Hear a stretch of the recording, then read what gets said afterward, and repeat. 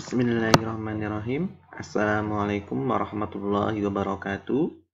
Berjumpa lagi dengan saya, Ahmad Al-Faruqi, dalam pembelajaran pendidikan agama Islam, kelas 10 SMA Baitul Quran, Yogyakarta. Pada pertemuan kali ini, saya akan membawakan tema Aku Selalu Dekat dengan Allah Subhanahu wa Ta'ala. Siapa itu Allah? Ya, Tuhan kita. Kalian lihat gambar di papan tulis? Gambar apa? Ya, tasbih. Apa itu kegunaannya tasbih? Biasanya kita menggunakan untuk apa? Berzikir. Ya, ketika kita berzikir, kita akan menggunakan tasbih. Ada juga yang menggunakan dengan tangan. Dengan kita berzikir, maka kita akan selalu mengingat Allah Subhanahu wa Ta'ala. Apa tujuannya kita mengingat Allah? Ya, kita akan mendekat dengan Allah Subhanahu wa Ta'ala yang telah menciptakan kita, yang telah memberikan kenikmatan-kenikmatan kepada kita semua. Dengan kita berzikir, kita akan semakin cinta dengan Allah.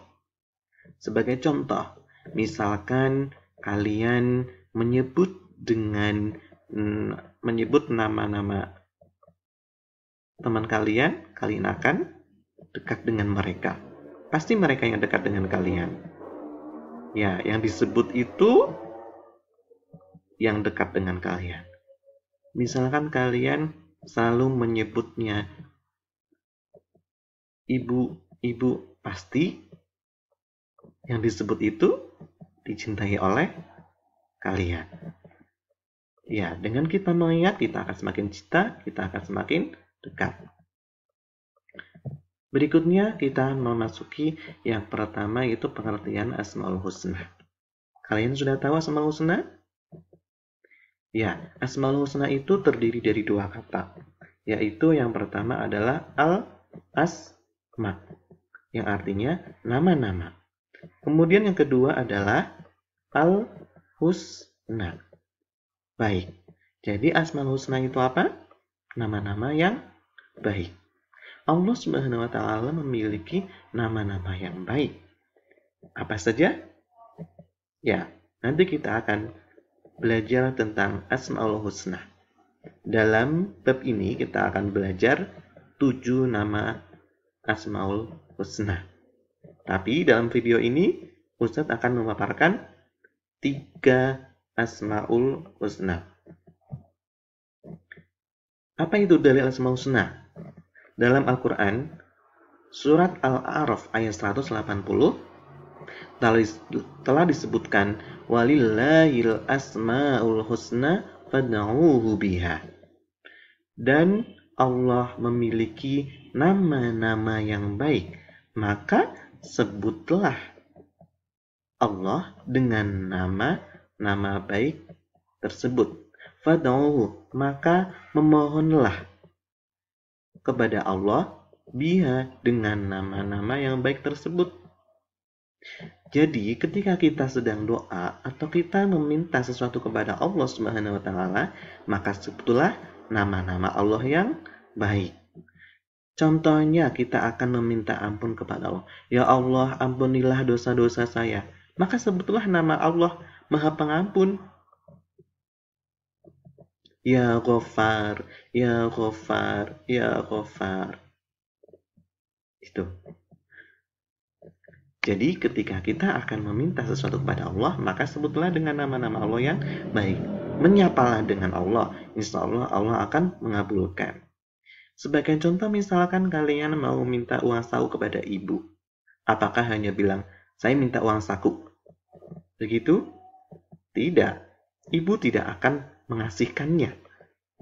Tetapi, ya Umi, ya Abi, saya mau minta uang saku untuk jajan di sekolah. Insya Allah, Umi atau Abi akan mengasihkannya. Ya, begitu pun dengan Allah. Ketika kita meminta kepada Allah Subhanahu wa Ta'ala, maka harus menyebut nama Allah yang baik. Kemudian dalam hadis riwayat Al-Bukhari, an Abi Hurairah radhiyallahu anhu anna Rasulullah sallallahu alaihi wasallam qala inna lillahi tis'atan wa tis'ina isman mi'atan illa wahidan man ahsaha dakhala jannah. Rawahu Bukhari.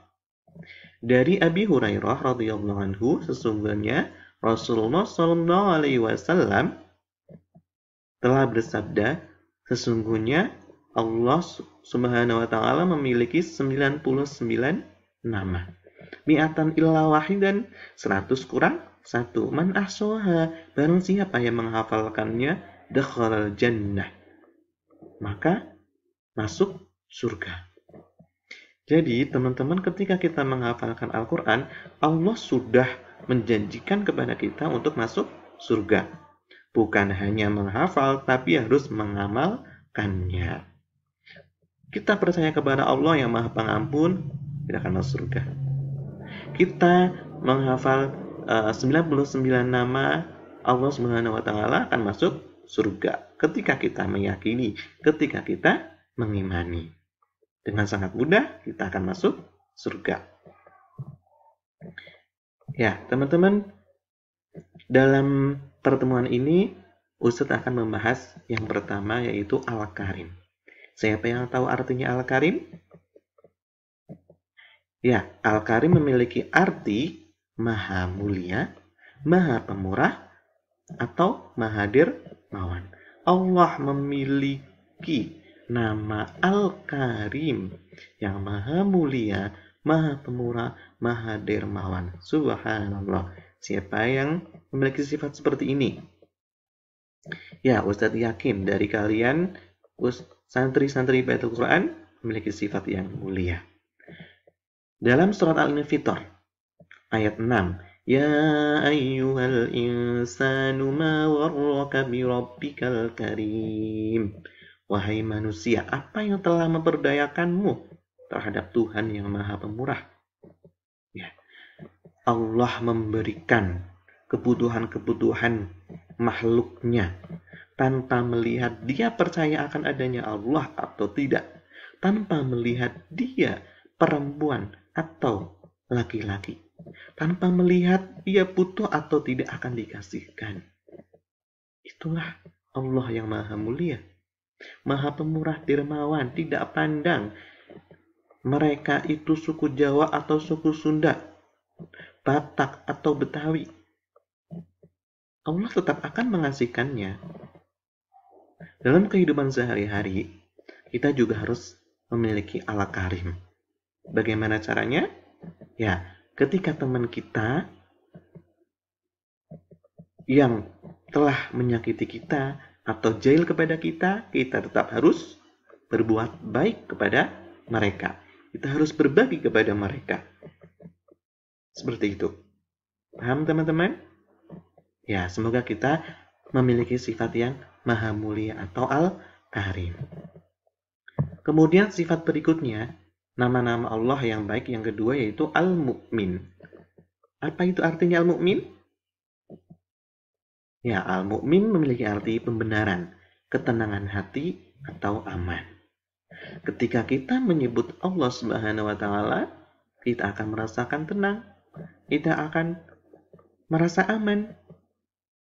Ya, seperti di dalam surat Al-An'am ayat 82, alladzina amanu wa lam yalbisu imanahum bidzulmin ulaika lahumul amnu wa hum muhtadun. Orang-orang yang beriman dan tidak memperadukan keimanan mereka dengan syirik atau dengan zalim, mereka akan mendapatkan keamanan dan mendapatkan petunjuk. Ketika kita percaya kepada Allah, kita akan mendapatkan ketenangan.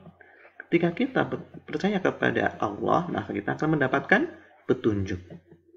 Sebagai contoh, misalnya kita sedang merasakan gelisah. Aduh, ibu tidak di rumah, abi tidak di rumah, umi tidak di rumah, saya sendirian di rumah. Maka sebutlah nama Allah. insya Allah kita akan merasakan ketenangan. Ya Allah, besok mau ujian. Ya, sebutlah nama Allah. Berzikirlah dengan nama Allah. Insya Allah kita akan merasakan ketenangan. Misalkan contoh lain, kita sedang berjalan-jalan, sedang bertamasya, tidak tahu jalan. Ya, kita tetap harus mengingat Allah Subhanahu wa Ta'ala. Insya Allah akan ada petunjuk. Allah akan memberikan petunjuk lewat orang lain ataupun dengan cara Allah yang lain. Ya, apapun keadaan kita harus tetap mengingat Allah Subhanahu wa Ta'ala. Kemudian yang ketiga, Allah memiliki nama Al-Wakil. Siapa yang tahu artinya Al-Wakil? Ya, Al-Wakil memiliki arti maha mewakili atau pemelihara. Allah memelihara. Allah maha mewakili. Dalam surat Az-Zumar ayat 62 yang berbunyi, Allahu khaliqu kulli syai' wa huwa ala kulli syai'in wakil. Allah yang menciptakan segala sesuatu dan Allah lah yang memelihara segala sesuatu. Baik banget. Allah Subhanahu wa Ta'ala itu menciptakan segala sesuatu dan memeliharanya. Kita diciptakan oleh siapa? Ya, oleh Allah. Maka Allah akan menjaga kita. Ya, Allah akan menjaga kita. Maka, bagaimana caranya kita membalas budi kepada Allah? Pujilah Allah. Sebutlah nama Allah. Kalau kita sayang kepada Allah, maka Allah akan semakin sayang. Kalau kita mendekat dengan Allah, maka Allah akan semakin dekat. Ya, ketika kita selalu menyebut nama Allah, berzikir Allah, Allah, Allah, jangan sampai lepas kita mengucapkan Allah. Satu helai nafas, sebutkan nama Allah. Insya Allah, Allah akan selalu menjaga kita dari keburukan-keburukan. Oke, pada pertemuan ini Ustaz hanya menyampaikan 3 Asmaul Husna, yaitu Al-Karim, Al-Mu'min, Al-Wakil.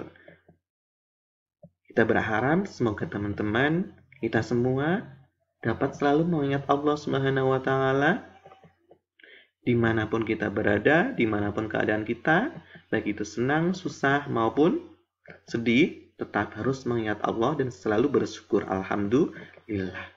Allah, Allah, Allah, Allah, Allah selalu di hati. Terima kasih. Sampai jumpa pada pertemuan berikutnya. Wassalamualaikum warahmatullahi wabarakatuh.